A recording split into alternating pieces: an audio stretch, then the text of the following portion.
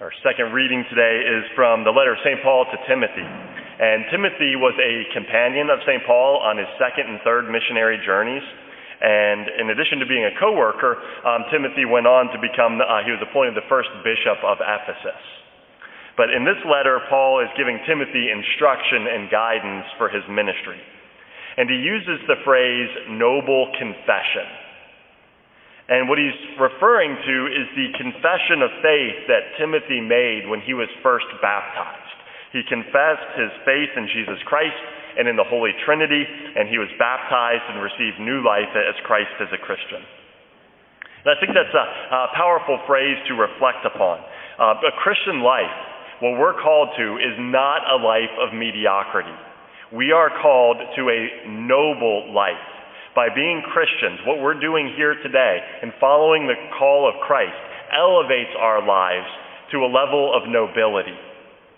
You know, sometimes when people look at the Christian life, they have a false image that it's a boring life, or it's just a set of rules, a set of moral rules that you have to follow that really interferes from us having a good time and being able to do what we want. But that's not what Christianity is. You know, Christianity involves constant spiritual battles between virtue and vice, but it's in those struggles that our life is elevated to a higher level. And it's only possible to live out a noble life and a life of greatness if we are following Christ.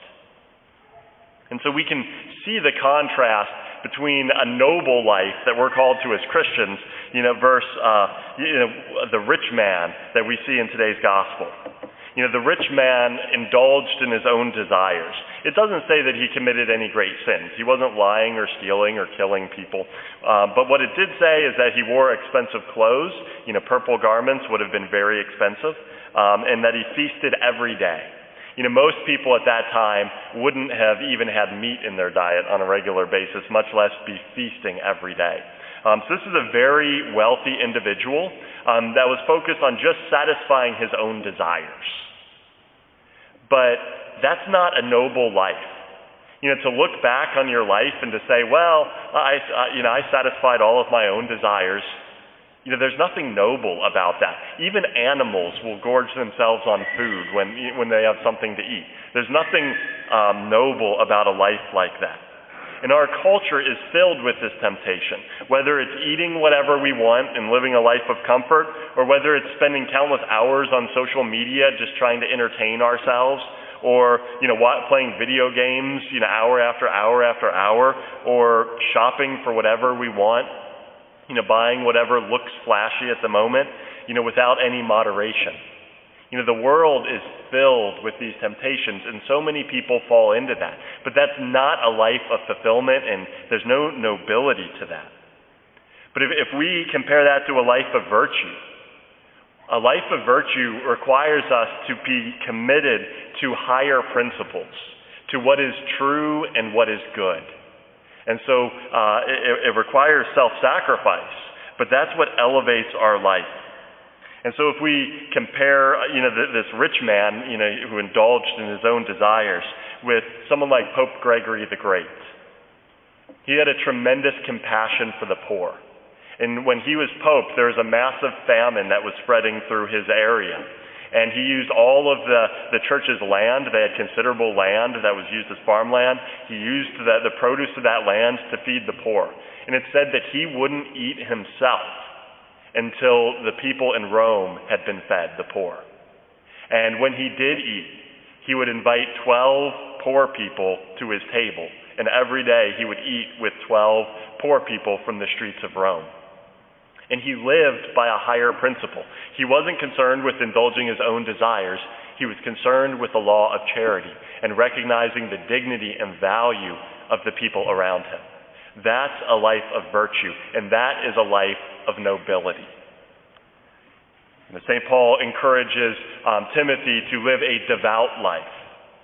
Devotion calls us to recognize the gratitude that we owe to God for creating us. Everything that we have and every breath that we take, every moment of life is a gift from God. And so a virtuous person is going to recognize that. And they're going to be committed to the worship and adoration of God on the Lord's Day, and they're going to be committed to a life of prayer. And a day will not go by that they're not going to give thanks and gratitude to God. And at the end of their life, they'll look back and be able to see that they were committed to a higher principle. And every day they turned to God and gave him gratitude for the blessings that he's given to us. That's a life of virtue. And there's a nobility in that. A virtuous person is going to honor marriage, as a sacred sacrament that God has instituted. And they'll recognize that marriage is the foundation of family life, and that God desires to bring life into this world, to bring children into this world through the institution of marriage. And it's that relationship of love between a father and mother that's the context that our Lord desires children to be raised in. And a virtuous person is not going to give in to their own desires, but they're going to recognize the value of marriage and order their desires according to the moral law. And yes, that's going to require sacrifice to live out a life of chastity. But again, it's about living a noble life and recognizing that there's higher principles that elevate us that we're called to live. And so when we look at, a life of virtue versus a life of indulgence, virtue requires us to form good habits. That's the definition of a virtue, is a good habit. And so a vice is a bad habit, but it begins with a single action. How do you form a new habit?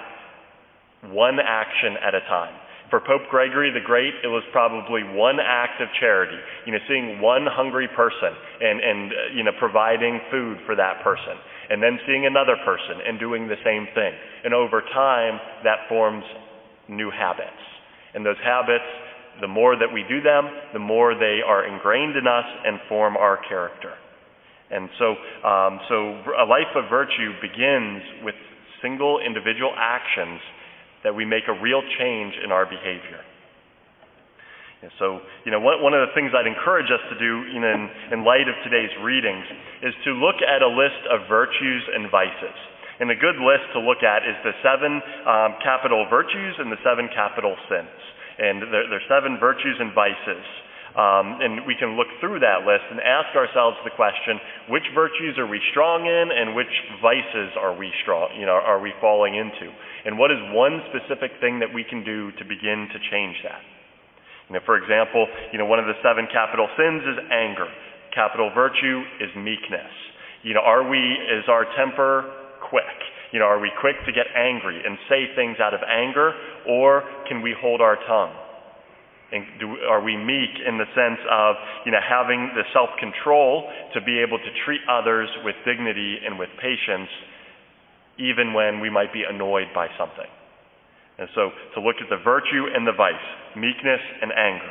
Or another example in light of the gospel, temperance or gluttony.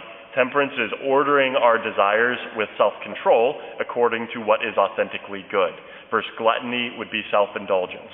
Are we, giving in and eating far more than we should? Are we giving in to our desires, whether it's food or social media?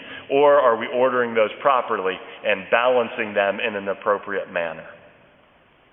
Ultimately, the rich man's selfishness blinded him to the needs of others, and it led him to a place of eternal torment.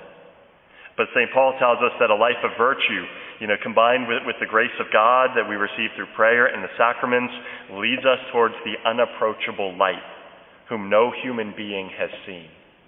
The ultimate reward of a life of virtue is union with God in the vision of God himself.